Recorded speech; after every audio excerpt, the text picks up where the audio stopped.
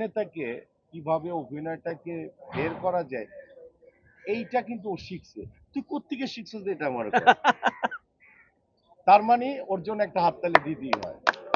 Thank you Iqbal. এবং আমার সৌভাগ্য হয়েছে একদম আমার জলজ্যান্ত একটা কিংবদন্তি তার ছবিতে আমি অভিনয় করেছি।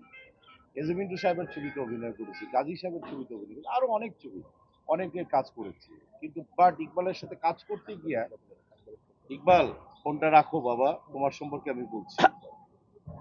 তো হয়েছে কি আমার কাছে মনে হচ্ছে না ও অনেক বছর যাবত কাজ করছে ডাইরেকশনে। আমি আজকে অসম্ভব রকমের কংগ্রেচুলেট করতে চাই হাততালি দিয়ে। ইকবাল অনেক ভালো ডাইরেকশন জানে এবং গুছিয়ে কাজ করতে পারে। আরেকটা অসাধারণ যেটা আমার কাছে লেগেছে যে অভিনেতাকে কিভাবে অভিনয়টাকে বের করা যায় এইটা কিন্তু ও শিখছে। তুই কোত্থেকে শিখছিস এটা আমার তার মানে ওর জন্য একটা হাততালি দিতেই হয়। Thank you Iqbal. এবং ছোট ভাইরা অসম্ভব রকম ভালো কাজ করেছে।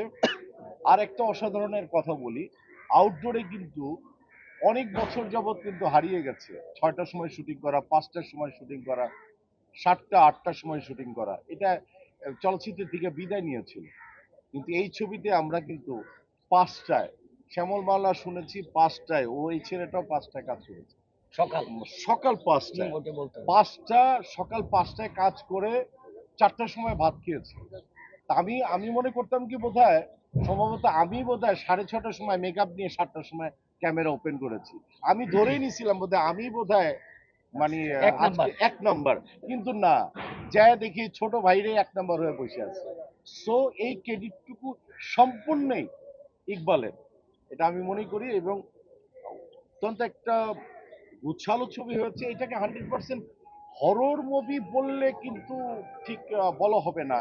এটা হবে কি টোটালিটি সব দর্শকদের একটা ছবি।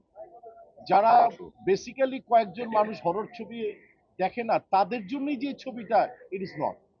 এটা কিন্তু সব দর্শকরা মজা পাবে। এবং সিনেমা হলে ঈদের মধ্যে যে ধরনের ছবি দেখতে মানুষ অভ্যস্ত, ইউজ টু, কিছু কিছু ছবি আমরা করতাম না আগে যে না এই ছবি ঈদে চলবে না, এই ছবি রিলিজেও দেওয়া হতো না, এই ছবি চলবে পার্টিকুলার।